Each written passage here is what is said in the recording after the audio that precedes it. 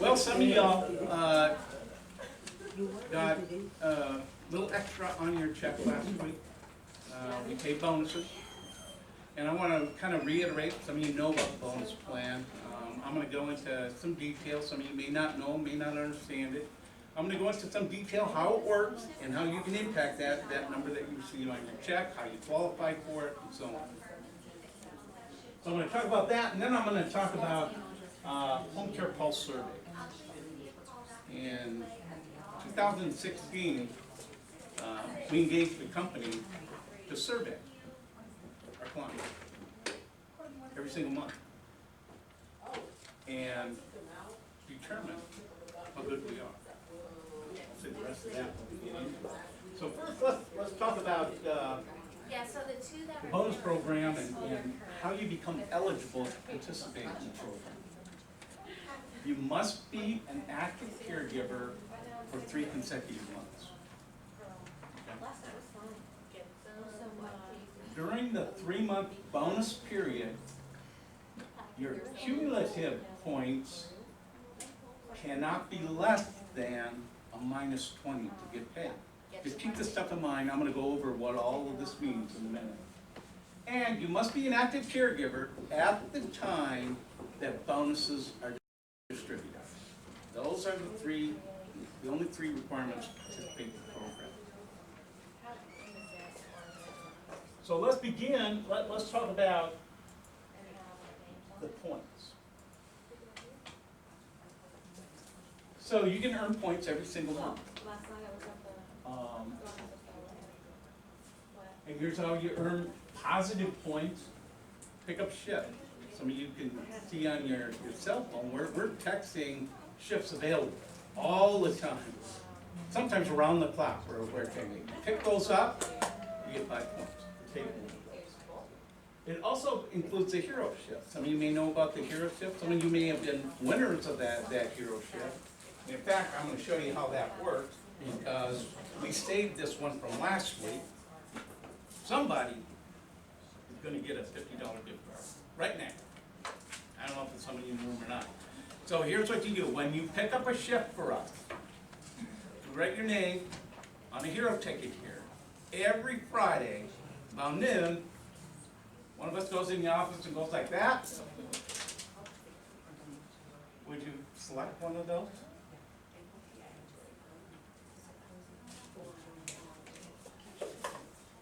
And this person's going to be notified, Josh, you're not here. You just want $50. So they come to the office, he'll get that. Every Friday we do that. Not only did Josh win $50, he got an extra 5 points for being the hero too. So he got 10 points for picking up that particular shift. No. Oh, neat. So we'll call him right now. Get compliments. 20 points. Have a great evaluation. 10 points. Attend a training session or attend Inservice. Everybody gets 5 points. Everybody here gets positive 5 points for attending our training session. Have a good supervisory visit by one of our staff. 10 points. Well, every coin has 2 sides, right? You got to flip it over. Well, you can get some negative points too. Not getting your care plans on time. Very, very important. About 40% of our clients have long-term care insurance.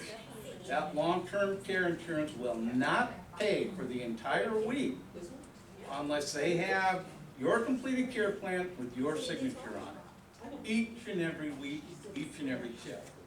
That's how important it is. They don't get paid. Clients tend not to pay us if we're not supporting their long-term care insurance. Missing your clocking in and out. Being late to shift. Make it a point. Let me speak on that for a minute. We live in Houston, Texas, right?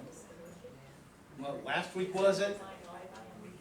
It was like we were on an island. There was so much water coming down, and I can't tell you how many lakes we had on our scheduling software. It was flashing like a Christmas tree in there. None of those caregivers got dock points for being late to their shift. Obviously, they were trying to get there, they couldn't get there, right? The same goes too with complaints. We get complaints, and as a matter of company policy, we document every complaint that we get. Now, as a matter of policy, we'll call up the caregiver and say that, okay, somebody's lodged a complaint. We know that there's at least 2 sides of the story and probably 3 sides of every story. So we ask the caregiver about that. And more than just a few times, we realized that that complaint was lodged unfairly. So even though we have to document that we received a complaint, we don't issue any negative points for that. So we think that's being fair, right? So if you get a complaint, one of us here is going to talk to you. Depending on the severity of that complaint, we'll either handle that over the phone or we'll actually come into the office. Or we'll give you an opportunity to explain your side of what the heck happened. Expired credentials. This should be the easiest one to avoid, but this particular one prevents so many otherwise great caregivers, some that have deserve a bonus, from getting a bonus. Because they let their insurance expire, let their driver's license expire, let some immigration things expire. When those things expire, like TB test expires, you're getting negative points for every week it's not taken care of. So that throws people out of the bonus. And the other thing is, a matter of policy here, Marielle and now Liz, we start texting you guys a month ahead, saying, hey, your credential's about ready to expire. We want to give you plenty of time to take care of that. You know, some of these things can slip your mind. We want to remind you of that. That's very important to us, because the state regulators can walk in at any moment, like they did last year, knock on the door and say, hey, I'm going to be your guest for the next 3 days.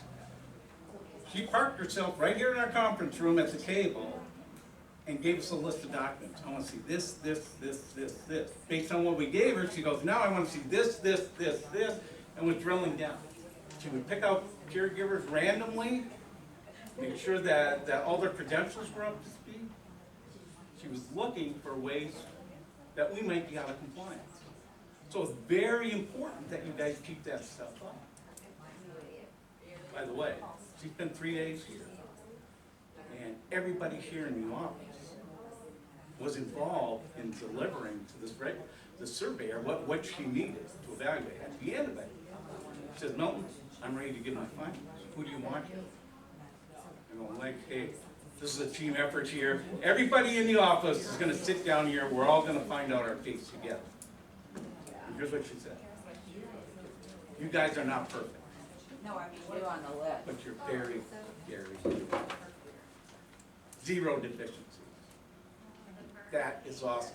That's a matter of public record.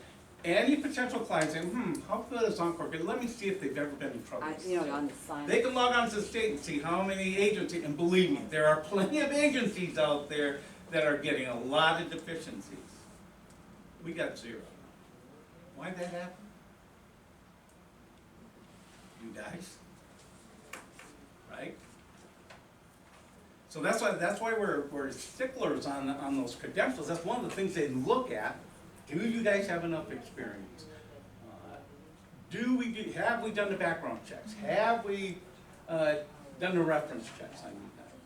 And we're very conscientious about getting that done before we invite the caregivers to be part of our team. So, expired credentials, watch that, and then call-offs. We know that you guys have emergencies coming up. Some of you have children, you have children at home, babysitter didn't show, was a no-call, no-show. Health issues with your children or with yourself. You call up, it's late, I can't go to shift. I just cannot go to my shift. Usually on illnesses, you kind of feel that coming on, you know? And, that's when you should be calling us, as early there. But some of those emergency situations that you have, okay, we're gonna get that shift covered. And depending on what you tell us and why you're calling off, even on those late call-ups, you may not get any negative points. Personal emergencies are personal emergencies. We all have them, right? They're out of our control. But the ones that are in your control, you need to be letting us know, and you need to be letting us know early. That way, Michelle and Courtney aren't up at 4 a.m. in the morning trying to cover your shift. So those are the only things that we give points at the end of the month. We do the arithmetic there, see how many positive points, how many negative points, and you get an end score for the month. Let me show you what that looks like. Oh, this is the month of September, and here are 20-some caregivers that got positive points. At the end of the month, they had a net positive score. You see all that blue over there. Look how many compliments. Picking up shifts. Sharon Bailey picked up 3 shifts. Sheridan picked up 3 shifts. Had good supervisory visit. Good evaluation. There's some 10s and there's some 5s there. That's good. That determines what your bonus is and whether you're getting them up and how much of that bonus you're going to get. And I'll show you how we did that. Let me point out Caitlin, since she's here, got a compliment at the end of the month at 20 positive points. I'm sorry, Caitlin didn't get a bonus because she has not been here that 3 months. Okay? Keep that up, Caitlin. You're going to be maxing that thing out in the 3 months. Well, we thank you for the work you're doing, and that positive stuff builds Encore Caregivers' reputation. Encore Caregivers' reputation is what keeps us strong, keeps us financially healthy. Been here 11 years. We're going to be here at least another 15 or 20 years, okay? All because we have a great reputation. All because of phone numbers, right? We'll talk about that later. How we get that phone number. Well, I said every coin has 2 sides. Here's about 30 caregivers who ended the month with negative points. Look at all that red. Now, that they didn't have some blue, and you saw some of those caregivers that ended the month with positive points, had some red. You know, they stumbled a couple of times, but when you take the positive points, subtract the negative points, they were still a net positive. Here are some caregivers that got positive points, but it didn't make up for all the negative points that they got. Basically, we have about 25 caregivers that get positive points every month. We have 25 or 30 caregivers that end up with negative points. Well, we pay about 110, so that leaves 60 caregivers or so that have no points or no more than a -5. And that matters because you get a bonus. 0 points is actually a good thing. You get a bonus if you have 0. But you can see the things here. Look at the complaints that we got. Look at those expired credentials right there. -35 points. Here's somebody who really has a problem with their care plan. -90 points over the course of a month. Come on. That's real? Huh? That's the example, that's It's real? real. No, that's real. Yeah, this is September. Wow. This is September. What's that first column, Milton? I'm going to say that this caregiver is no longer with us. We gave her an opportunity, we tried to help her. She's wasn't willing to do it. It's care plans. Yeah, just didn't turn in our care plans. And I'm happy to say we don't have very many clocking issues anymore. You guys are doing a great job of clocking in, clocking out your shifts. Late to shifts hurts. And it hurts us in several ways, and I'll show you that. So you want a bonus? Don't be down here. You know, be up there in the blue. And I'll show you why that's important too. Here, our bonus is based upon how many hours you're working for us over the course of a week or a month in particular, because we do this at the end of each month. So if you're working 40 hours or more every week, 175 hours over the course of a month, you're eligible for the highest bonus rate, okay? Now, if you've got 10 or more positive points, you saw how many caregivers over there had more than 10 points, they got the max, $100 that month. See right here, we call her maximum Debbie, who gets a max every single month. Congratulations on that. Debbie Max. Right? So if you get 0 points, 0 to 5 positive points, you get $75. And even if you get a negative 5 points, you get $25. Now if you're working 30 to 40 hours with us, goes down a little bit. Get those points, you get $80, 60, and 20. Even our part-time caregivers that are working 20 to 30 hours with us are eligible for the bonus program. And you can see what they derive based upon the points that they get. 65 caregivers. I mean, it was 57 caregivers this month. Got bonus money. So what do? We accumulate that over the course of 3 months. Every quarter. So January, February, March.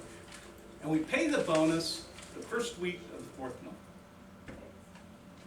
So if you're maxing it out, that's $300 a month they can see on your check. We do it 4 times a year. That's $1,200. And what I would say, that's yours. Just be the awesome caregiver that you know. Be in the blue, not the red, right? And that money is yours. How much did I pay out last year? About $42,000. How much are we going to pay this year? Probably around $46,000 distributed to the caregiver. How much are we going to pay next year? Well, that's up to you. Maybe you pay 50. Maybe you pay 60. If I'm paying that much money out to the caregiver, what do you think's happening to the fund? Business calling in. That's opportunity for you. Let me tell you how that works. It's not unusual for us to start a case in a neighborhood right here. 6 months goes by, we got a case down the street. Another 2 months goes by, we got a case on the next block. Now what the heck happened there? How in the world does that work? We pay a lot of money to get that phone every year, well in excess of $100,000, just to get that phone to ring from the business. But the best call that we get, not for sale. If I buy it, I would pay almost any price for it. Not for sale. It can only be earned. So when we start with a case here in this neighborhood here, down the street we have another client, how the heck happened? We got a phone call. We got a phone call from this person down the street saying, my friend up the block said that she uses Encore Caregivers and we need to give them a phone. That's how that works. That's a referral.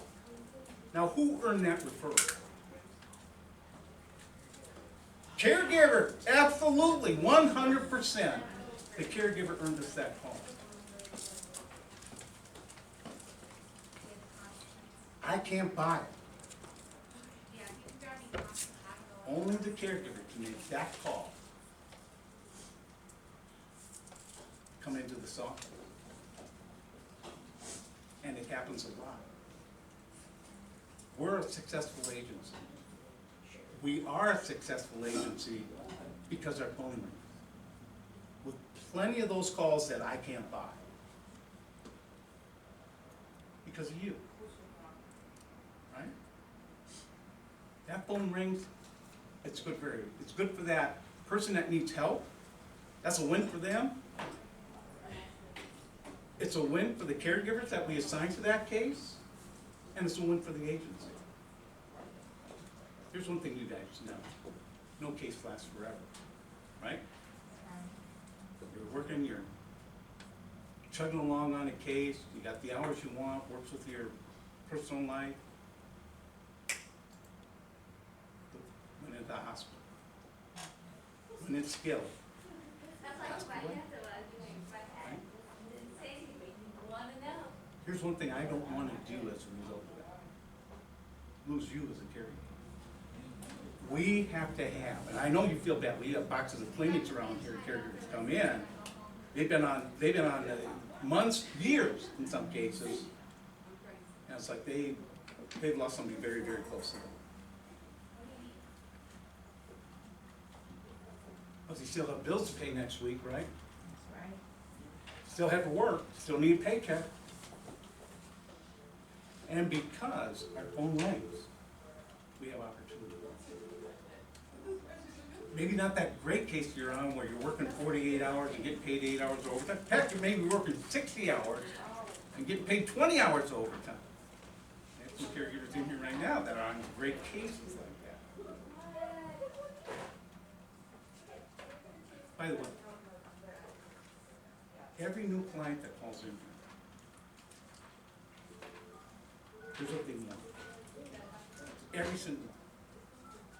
I want the least number of caregivers in my home as they think is necessary. They want a caregiver that they're compatible. They want to see as few new faces as possible. And they do not want to pay overtime. Every single one do not want to pay overtime. But here's what happens. That's been on the case for a month or so. You get that phone call. We love Cassie. We got plenty of those calls. We love Cassie. Can we get an extra day? Well, let me check with you. Call Cassandra up. Yeah, I like working with them. I'll take an extra day.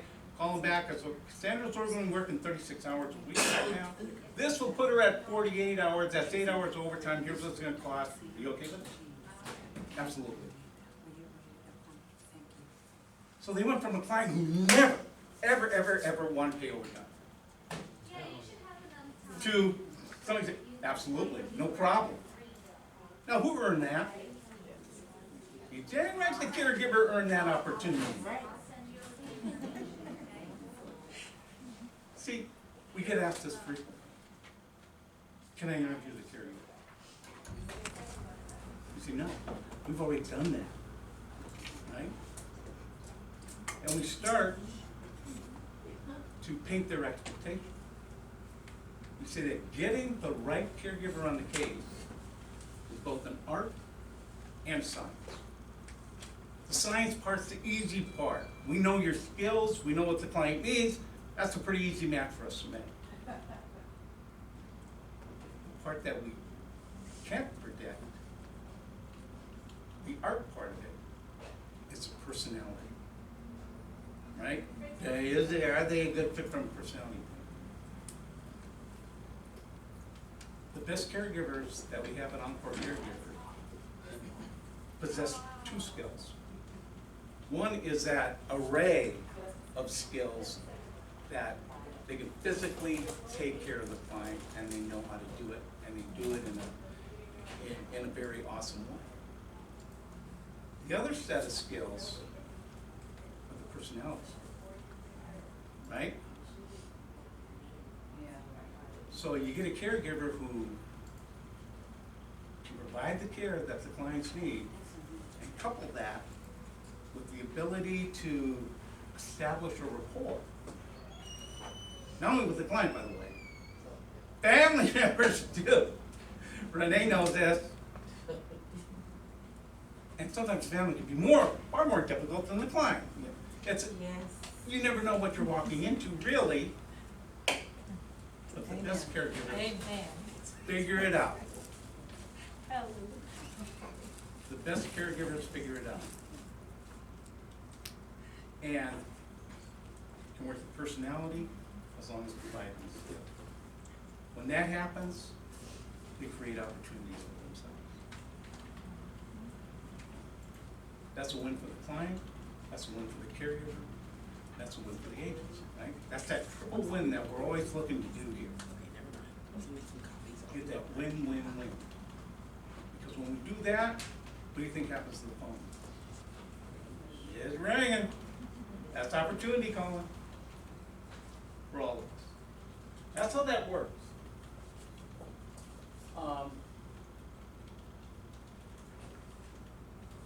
Let me do, any questions on that bone?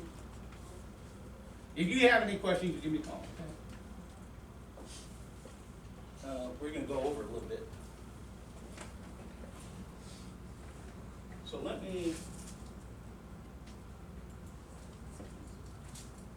show you something else. I'm gonna pull the curtain back here a little bit for you.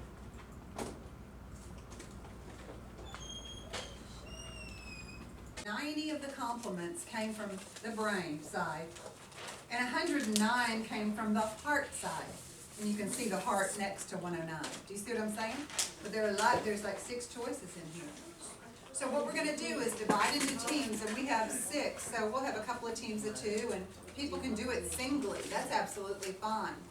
But what you wanna do is pick the right combination of numbers, head and heart, and just stick it right there. Here's what I think, and just stick it right there.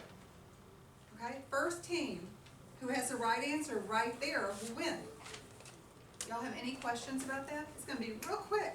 Somebody's gonna come up with the answer real quick. No questions? Okay, we have 6 boards, and we have 1, 2, 3, 4, 5, and I'll put the 6th one here. So don't touch the numbers until we say go. Abraham, you can be by yourself here, and Jeannie, you two be right here. If you'd like to do this right here, and then you two, would you like to do our refrigerator area? This one right here. You want to, Raphael's over there with him, and you guys will be right over there. Come on. Yeah. No, okay, no touchy the numbers until we're ready. No touchy. No touchy. No touchy. Any final questions? No? Okay, go. Go, guys. Go. Figure out which one's which.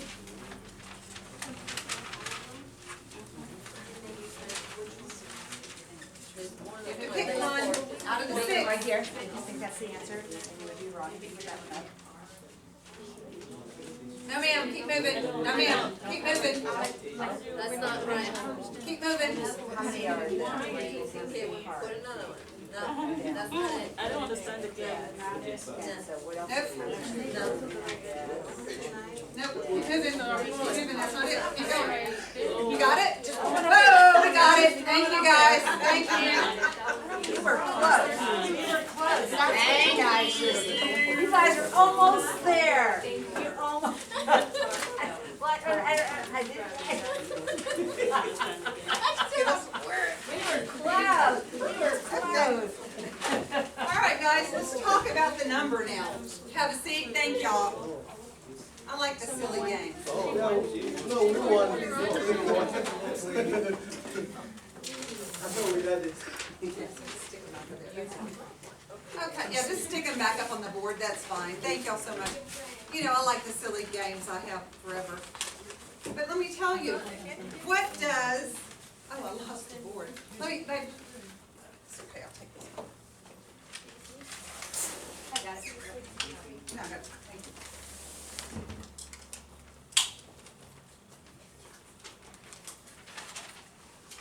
Okay, the right answer was this.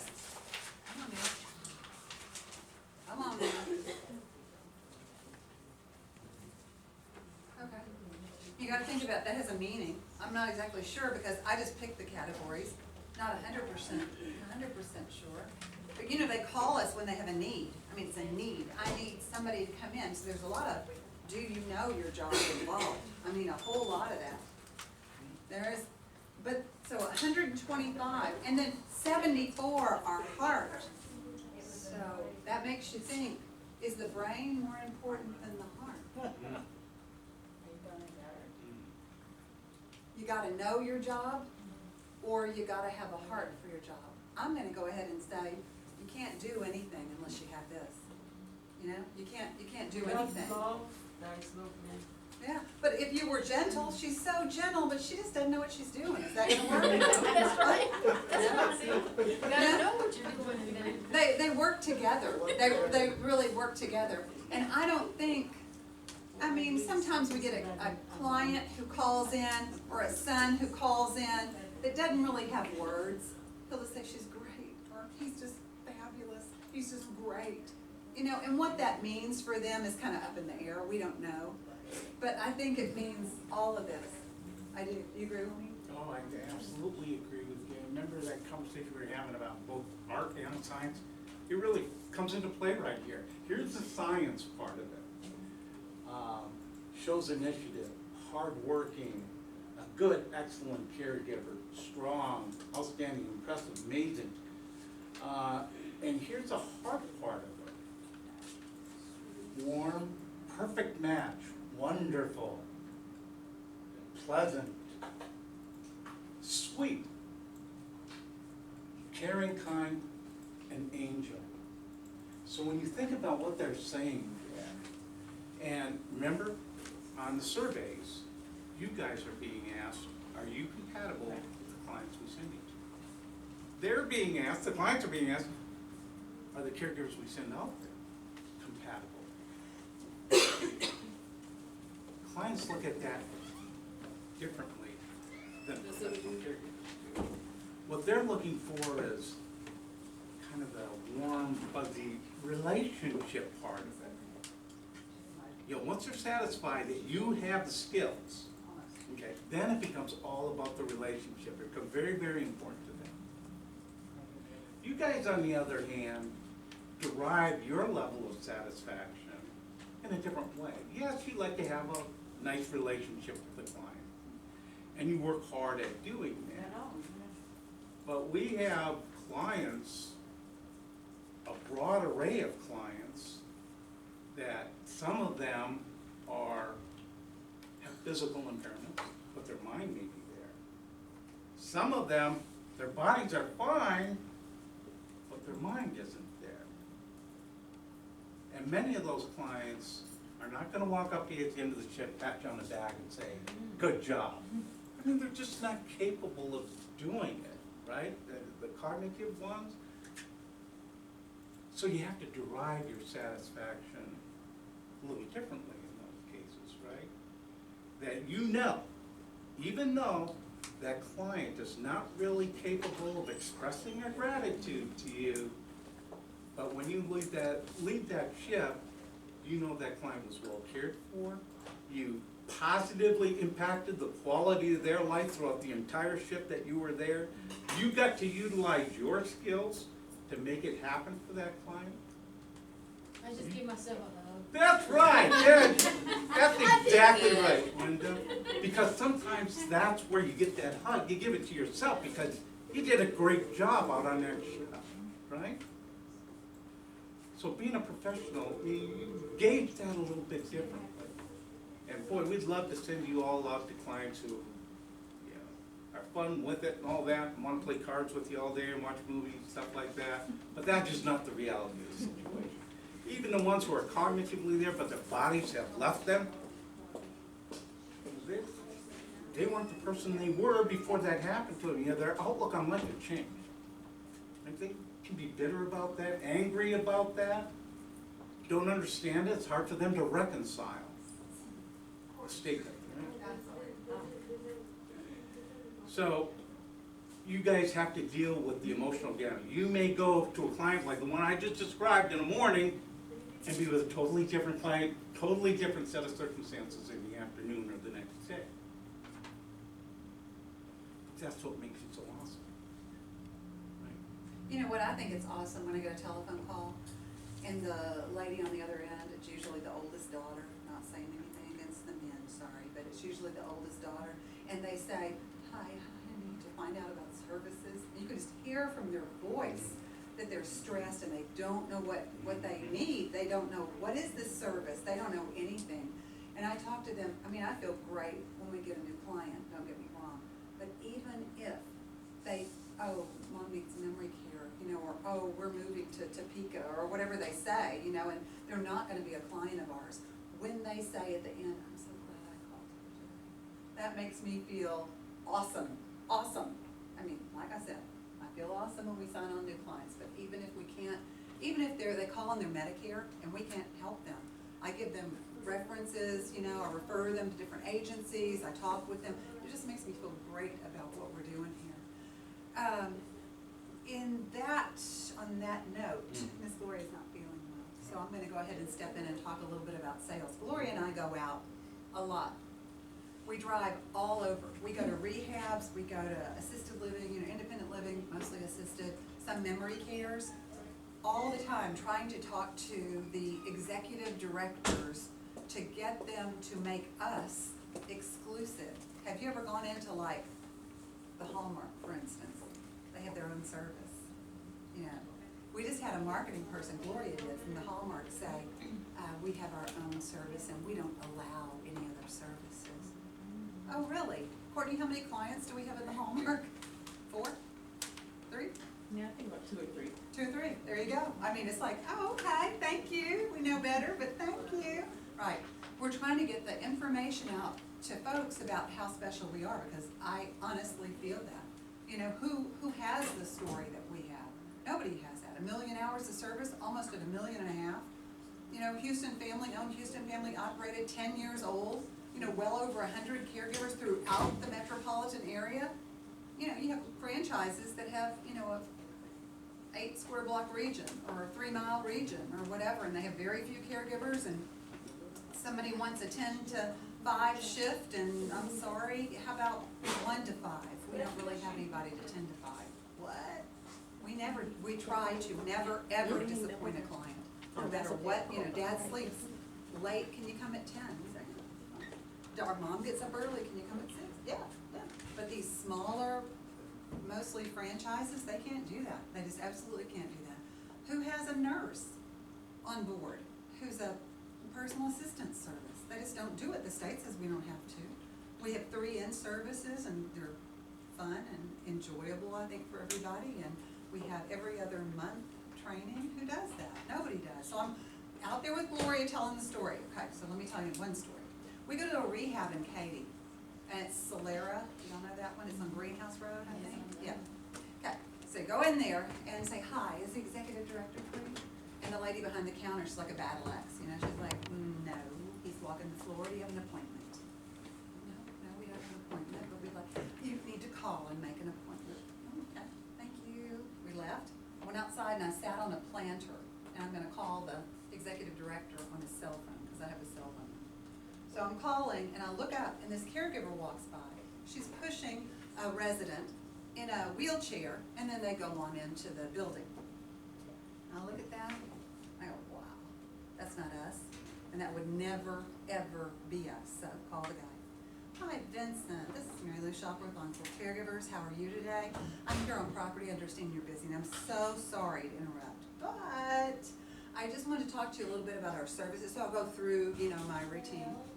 And he goes, okay, so, and that means to me? I said, well, it means a very high profile, capable, professional look for your residents and for your prospective residents.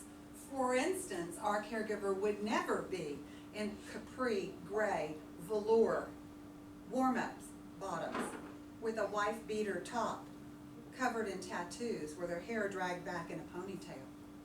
And he goes, oh, I know exactly who you're talking about. He said, that's a private caregiver, it's not, they don't have anything to do with us.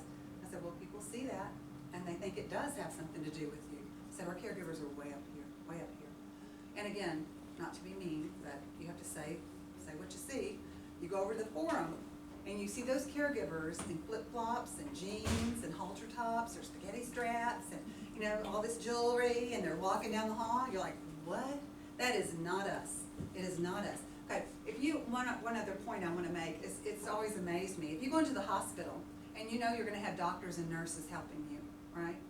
Do you ever say to the hospital folks, do you say, okay, well, the nurses that come into my room, yeah, I want them only to be under 30, over 40.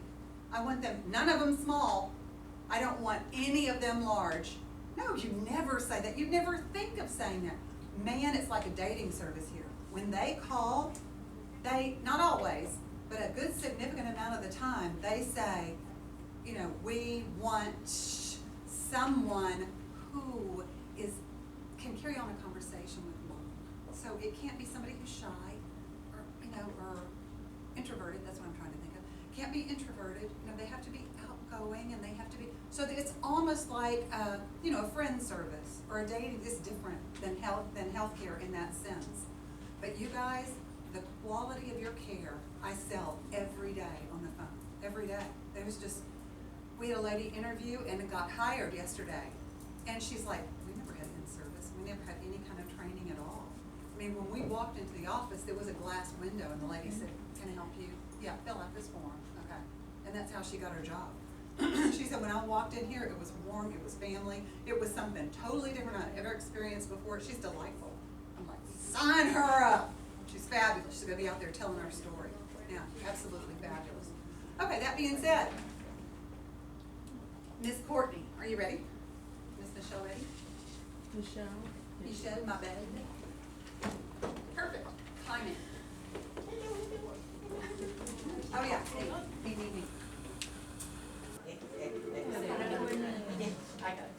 Hello.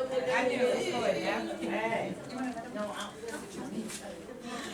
ooh, y'all look alive and awake today. You guys, no outfits today? Yeah, so I'm gonna wrap it to you guys for just a minute, okay? Alright, so by a show of hands, how many of you guys know about the caregiver referral program? There's a show of hands. Caregiver referral program. Alright, good deal. Those of you that don't know, this is a program that we encourage everybody to do. It's a way to earn extra money, and also just so you guys know, you all play a role in the growth of Encore Caregivers, okay? Every single person sitting here. Many of you guys have already referred somebody, and I want to thank you so much for sending them. We love bringing on professional, compassionate, polished, and ready to work caregivers like everybody sitting in this room. All right. And we encourage you to refer people, even if it's family members, if it's church members, co-workers, if you're on another, work for another agency, etc. Okay? Michelle, you want to tell them what they need to do, what this person has to have in order to qualify? So they either have to have a CNA or at least 1 year experience within the past 2 years with a facility, hospital, or another agency like ourselves under the supervision of a nurse. Unfortunately, we cannot do private duty. They need a Texas driver's license, current auto insurance, original social security card or INS authorization to work, a negative TB skin test or a chest x-ray, and fax numbers for their previous employers. And side note for you guys, so that you know, some of you guys know that most of the stuff we just read off are credentials, and I know Mr. Milton told you guys about the bonus, so that's very important. I know y'all get those messages from Marielle, they like crazy, you're missing this, you're missing that. It's important. If you don't get that stuff in, that's money deducted out of that bonus, okay? All right. And it's very simple, you guys. Just have the applicant come in that you're referring, come to the office, or simply go to EncoreCaregivers.com to apply, fill out the application, and make sure they put your first name, your last name. So, those of y'all that aren't tuning in, I'm about to start talking about money real quick. So, till December 31st this year, we normally do $50 for the referral bonus after 100 hours, but till December 31st, we're gonna do $100. I don't know about y'all, but I can give you $100, okay? Just saying. Amen, amen. Okay, so they have to have applied by December 31st, coming into orientation by December 31st, okay, you guys? All right, any questions so far? All right. Okay, so I'm gonna sit on my soapbox for a little bit, you guys. Just a little bit, but I want to show appreciation first, because I know you guys do so much when you go out there, you know, when you're dealing with difficult clients, these long shifts. Some of you guys work almost 80 hours plus a week, you know, with us and including another agency, and I know you guys do so much and you guys face a lot of challenges. So we're here for you guys if you face any challenges when it comes to dealing with difficult clients, dealing with cases that aren't easy, our door's always open, okay? And we know you face those challenges. Guess what? We face challenges too. But you guys can help us with those challenges, okay? Y'all want to help us? All right, let's talk about it. All right, so I'm going to give a few challenges that Michelle and I face on a day-to-day basis, but we need your participation, all right? First question. I'm going to pick on somebody. Miss Kenny. Look alive. All right. When we call a caregiver and they're not able to answer their phone, and we get their voicemail, what is the challenge that you think that we face at the end of that voicemail? What is the challenge that we face? When we are trying to get in touch with you, but we're trying to tell you something, but we can't. There it is. Amen. Do y'all know how frustrating it is? Amen. Why is that important, Michelle, that they have that clear for us? We may be calling you regarding a schedule change. Your client may have been admitted to the hospital, offering you a shift, or better yet, we're offering you overtime. All right, Aaron Maselli, look alive. Oh, I'm sorry. He's shaking his head. Oh, hang on, I'm sorry, I'm jumping the gun. I'm moving too quick. I'm sorry. So we want to thank Evelyn and Debbie for never having a voicemail box full. Make sure we just have a few of you in here. Thank you also, okay? Aaron Maselli, you wake up now. All right, so next question. What is the caregiver's responsibility when they realize their client is becoming forgetful or they're complaining about a discomfort or a pain? What is your responsibility as a caregiver? See, she helped you out, so you got to give her your cake. Why is that important, Ms. Michelle? So the family can be notified in the event that the client needs to seek some type of medical attention, as well as having our nurse Cindy come out to do a reassessment with the client so the adjustments can be made to their care plan. So thank you, Cassandra and Caitlin, for always reporting changes and conditions. All right.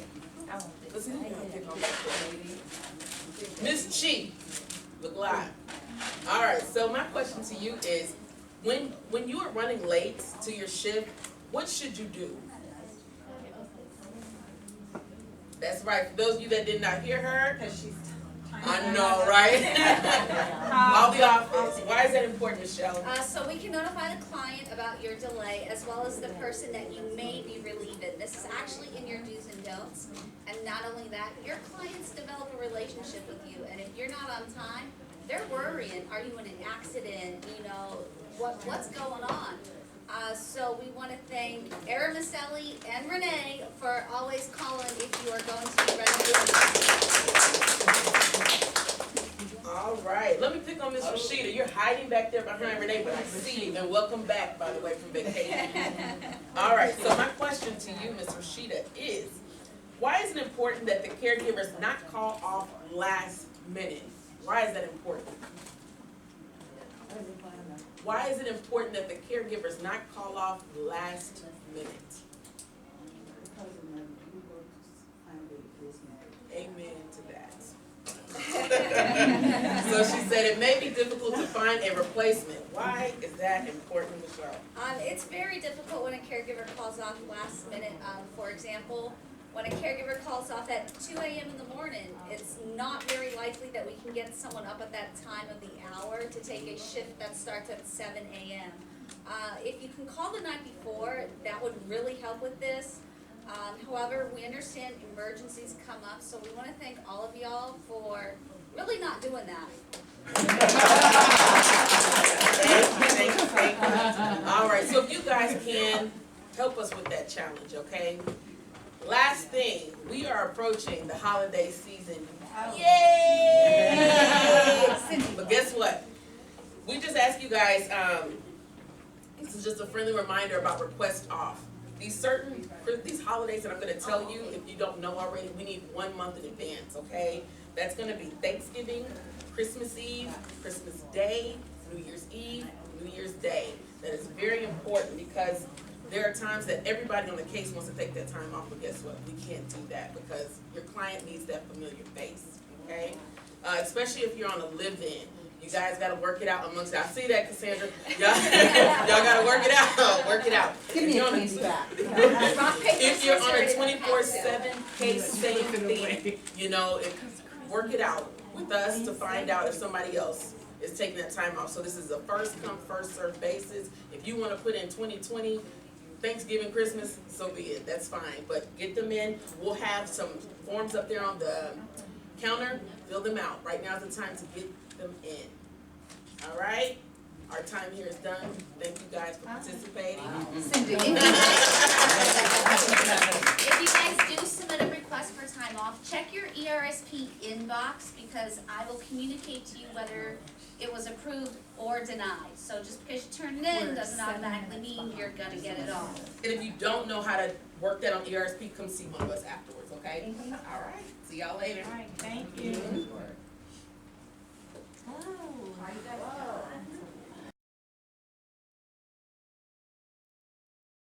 Ta-da! I get to talk to you guys now. This, you get certified in this information, and it's going to be a course on basic dementia care. I would say maybe 80% of our clients have some kind of dementia, right? There's the early, there's the middle, the late stage dementia. So we're going to cover a little bit of that, and this is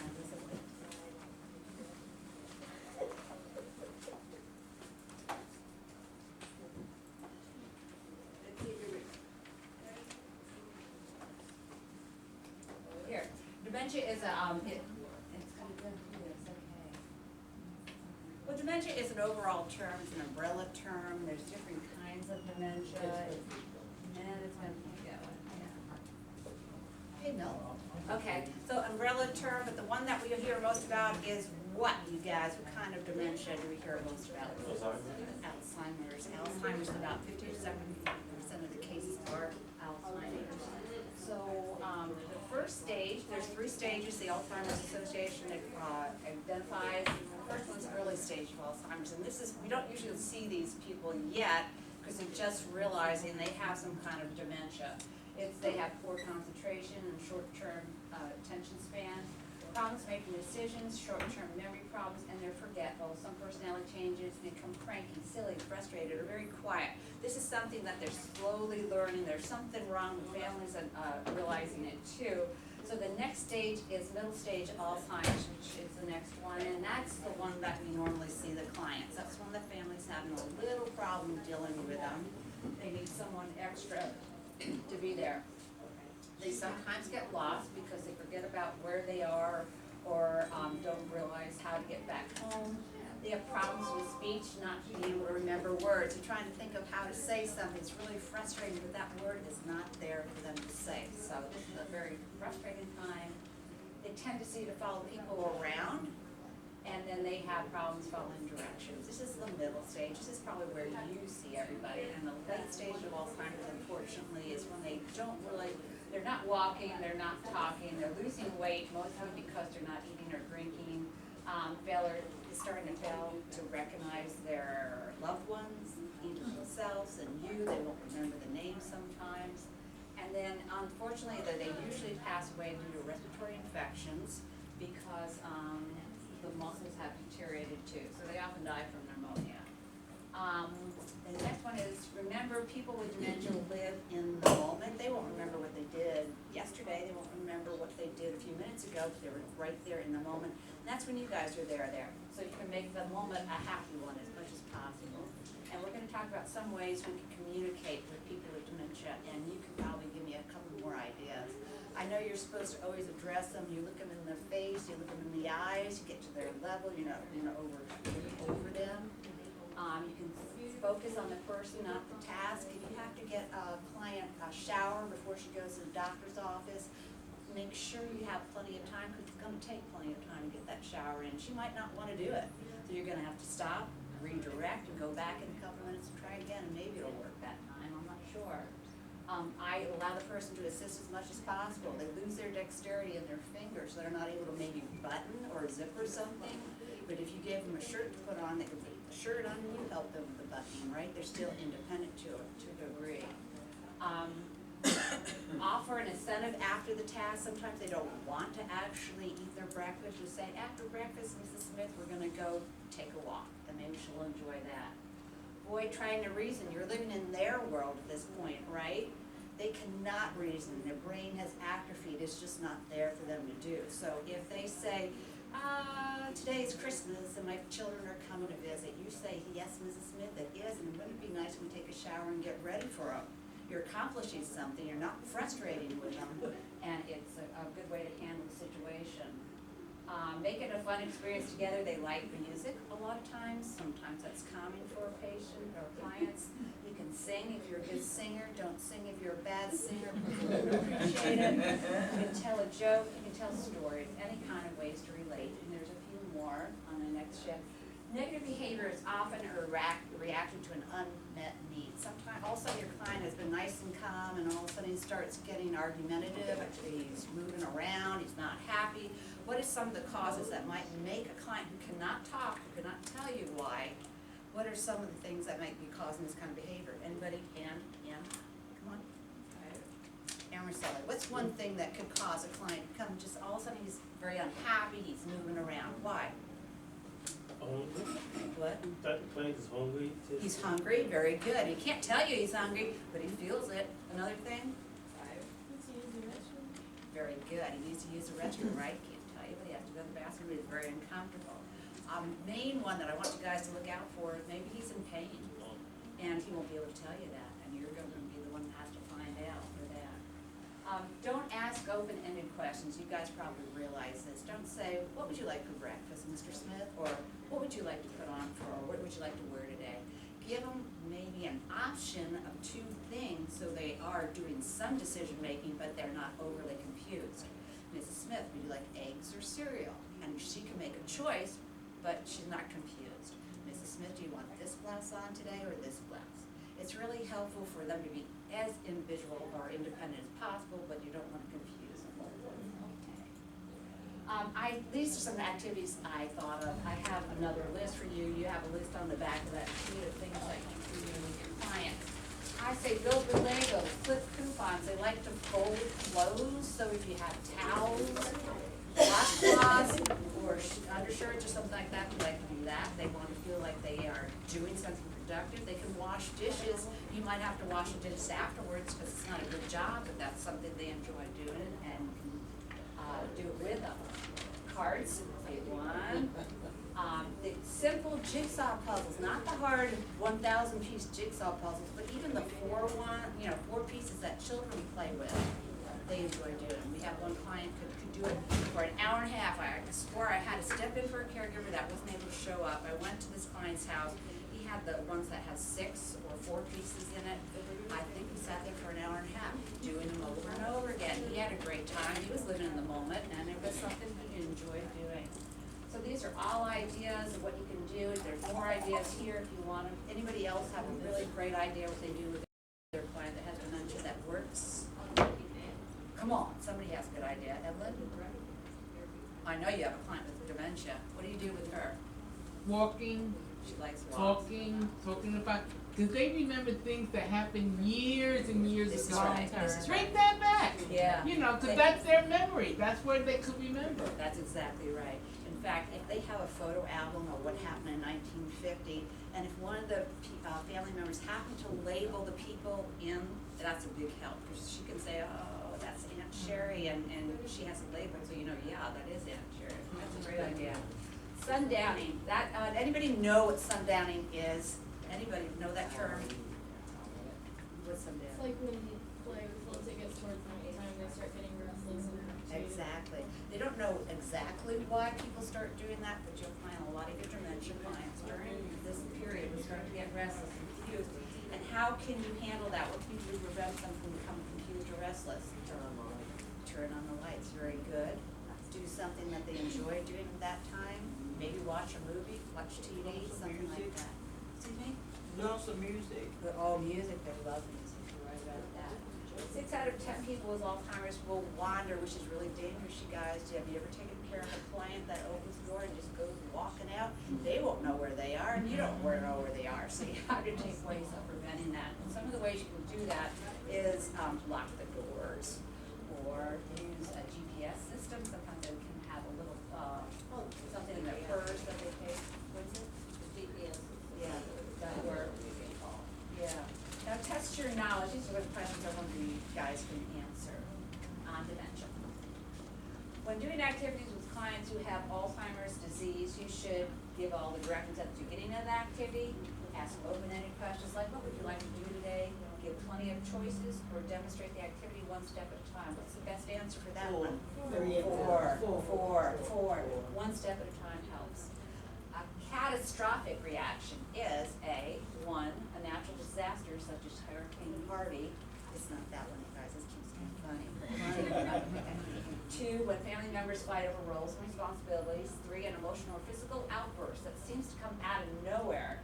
Or how do you feel after there is a traffic jam, you're going to be late for your shift? Again, which one sounds right? Catastrophic reaction. Three is right, you're right. You don't know why this person's suddenly doing this, but they are. What is the potential to trigger catastrophic reactions? Fatigue, background noise, a rushed caregiver, or all of the above? All of the above, you're right. Well, this is a smart group. No, they're learning stuff. Clients with Alzheimer's disease benefit when you keep a predictable routine, limit choices, and avoid sudden changes. Is that true or false? True. That is so true. You're right about that. Realize that your client is living in a world that no longer makes sense to them. So remember, they are not doing negative behavior on purpose. It's not their fault. It's just a disease. The next step, we have a basic dementia care program. You guys know about it. It's online. You do it on your own time. It's 4 hours. You get paid for it. It gives you a lot of information. If you're interested, tell me and I'll sign you up for it. It's the name of the people that have already done it, and I appreciate it. And we have other steps too. Steps in dementia care training. You can do that basic online course I was talking about. You can do 1 hour care plan prep with a nurse after that. You can do an hour office program where you do role playing and stuff. Take a 10-hour online training program. That's the advanced one that had DILs, ADLs, a lot of information there. After that, you do a 1 hour strategy development with the nurse, which happens to be me. And you utilize new care plans in ERC for a period of 1 month, and then you get that raise that you're looking for. And you Do they get paid for that? They get paid for it. Every hour you're doing something, you get paid for it. You have a lot of training opportunities here at Encore Caregivers. I'm really proud of it. This next year, 2020, we're going to offer 20 hours of skilled training that you can sign up for.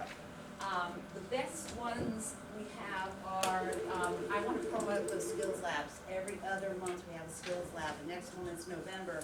On that piece of paper you have on with you, you can see the new ones coming up for next year. I already have decided, and they're great subjects, you guys.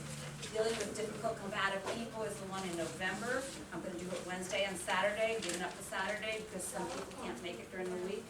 Communicating with Alzheimer's clients, basic nutrition and hydration, fun one. We go out to a village of the heights we did last time. It was a blast. Perineal and catheter care we just did, very informative. We're going to do it again. Clinical skills overview is just an overview of how to use that mechanical lift again that you guys kind of forget to do unless you do it over and over again. You go to a medical supply store. It's set up as a lab kind of like, and we can do all practice all those clinical skills we need to review. Hearing qualities of CNA and communication with the Alzheimer's Association. So you get paid for attending these, you get information, and I think it's a great opportunity for you guys to do that. Do we have, how many minutes do we have? 5 minutes. Okay. Maggie. Okay, there's one other thing, guys, that we want to cover. First of all, your lunch is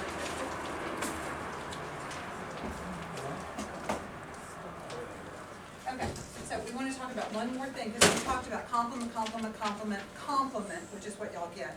But also, you get, every once in a while, we get a client calling, saying that there's a problem. And all too often, it's this problem, okay? You need this, so I'm gonna stand. I'm gonna pretend like I'm the, okay? And then, yeah. She's the actress. Hold on. Who is it? Hi, I'm Maggie, I'm your new caregiver. Oh, Maggie, hi. Nice to meet you. You know, my daughter has been working so hard on getting me to have somebody here to help. I'm so glad you're here. Yeah, Yeah, it's good to have someone to be, your daughter is right. Yes, she is right, but I don't really understand, what is it that you can do for me? Oh, I can do companionship, light housekeeping, personal care. Oh, I see. Okay, so could you make me lunch and do my laundry? Sure.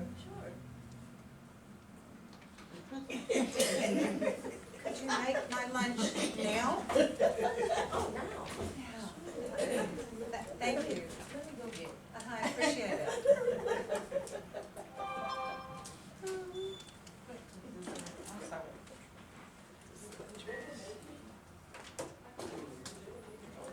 Thank you. Thank you. Yeah, I appreciate it.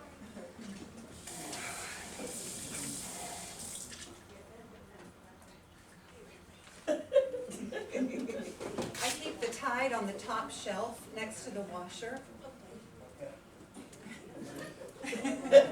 I need my clothes washed and dried, folded and put away. Then could you come back and get this tray and take it into the kitchen? Could you clean the tray and clean the kitchen for me? And then help me get dressed, please, after a shower?